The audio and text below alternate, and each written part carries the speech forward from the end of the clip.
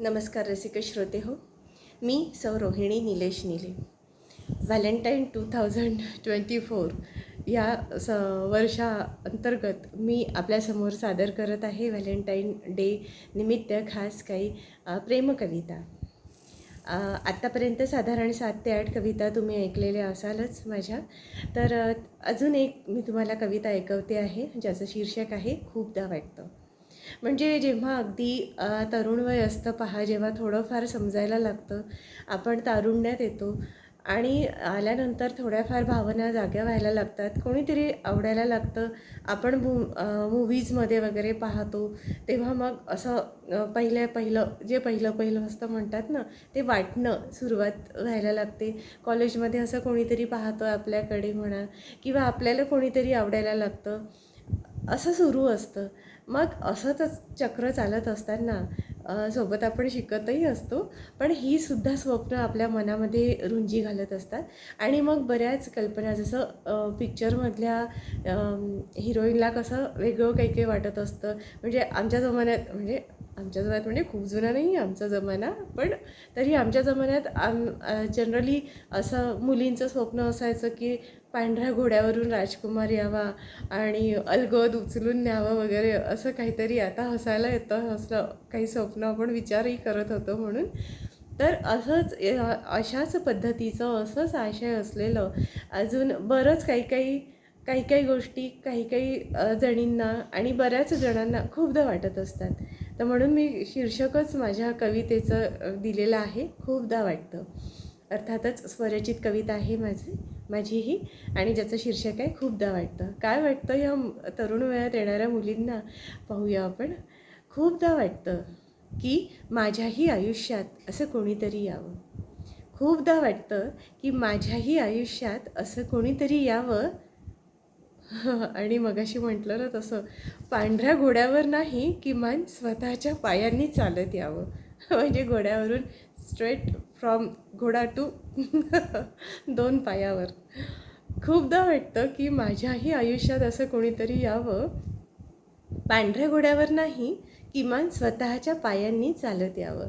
माहीत आहे बाई, पांढऱ्या घोड्यावर असं कोणी येत नसतं, म्हणून ती म्हणते की किमान नको रे पांढरा घोडा, पण किमान तू तुझ्या स्वतःच्या पायांनी तरीच म्हणजे चालत ये माझ्यापर्यंत, पोहोच माझ्यापर्यंत. अजून बरंच काही वाटतं. खूपदा वाटतं की माझी पण कोणीतरी नदी किनारी वाट पाहावी. खूपदा असं वाटतं ना की माझी पण कोणीतरी नदी किनारी वाट पाहावी, किती हा उशीर म्हणून लाडीक तक्रार करावी. खूपदा वाटतं की कुणीतरी माझ्याही केसात चाफा माळावा. खूपदा वाटतं की कुणीतरी माझ्याही केसात चाफा माळावा, अन त्या सुगंधानी जीव कावरा बावरा व्हावा. खूपदा वाटतं की कुणीतरी घट्ट मिठीत घ्यावं. खूपदा वाटतं की कुणीतरी घट्ट मिठीत घ्यावं, अन श्वासात श्वास एकरूप होणं अनुभवावं. खूपदा वाटतं, खूप वाटतं बरं, आत्ता तर सुरुवात आहे.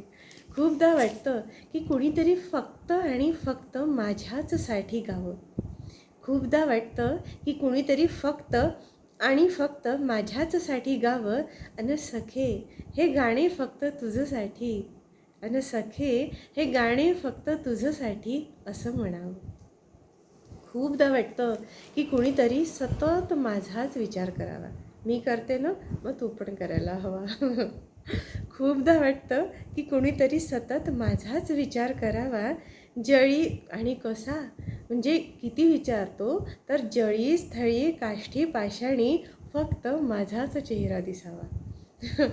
म्हणजे असं सांगायला नको ह्या मोमेंटला, पण असं एक ओळ आलेली होती विकास दिव्यकीर्तीचं. जेव्हा मी स्पीच ऐकत होती तेव्हा त्यांनी असं सांगितलं होतं की जिधर देखूँ उधर तुम हो, दिन में मेरे रात में शाम में सब में तुम हो, असं तेव्हा त्यांनी म्हटलं की जर अशी कंडिशन असेल तो सीधा उसको डॉक्टर के पास लेके जाना चाहिए क्योंकि वो नॉर्मल आदमी नहीं है, कहीं तो भी गडबड आहे. पण आपण तेवढा तत्वाचा भाग बाजूला ठेवूया आणि जर छान असं हलकं रोमॅन्टिक होऊन म्हणायला काय हरकत आहे. छान वाटतं ना, जळी स्थळी काष्टी पाषाणी फक्त माझाच चेहरा दिसावा. म्हणजे इकडे पाहिलं तरी माझाच चेहरा, तिकडे पाहिलं तरी माझाच चेहरा. हाव सेली, पण छान वाटतं. खूपदा वाटतं कुणीतरी हलकेच माझे अधर टिपावं. खूपदा वाटतं की कुणीतरी हलकेच माझे अधर टिपावं अन त्या माधुर्याने सर्वस्वी मीच मधाळ व्हावं. खूपदा वाटतं त्या चंद्राच्या साक्षीनं तासन तास बोलत राहावं. खूपदा वाटतं त्या चंद्राच्या साक्षीनं तासन तास बोलत राहावं. अन कुठपर्यंत बोलायचं, अन पहाटे रवी किरणाच्या स्पर्शाने नाहून निघावं. झालं का वाटणं? नाही, एकच पेज झालं आहे, अजून एक पेजचं राहिलं आहे वाटणं. खूपदा वाटतं की काय वाटतं, खूपदा वाटतं की दाट धुक्यात हातात हात घालून तुझ्यासोबत चालावं. असं इमेज तुम्ही समोर आणू शकता, म्हणजे तुम्ही आणि तुम्हाला जे आवडते ती व्यक्ती.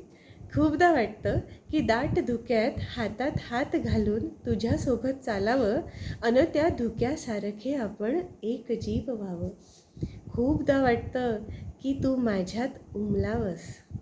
खूपदा वाटतं की तू माझ्यात उमलावस अन मी तुझ्यात फुलावं, अन मी तुझ्यात फुलावं.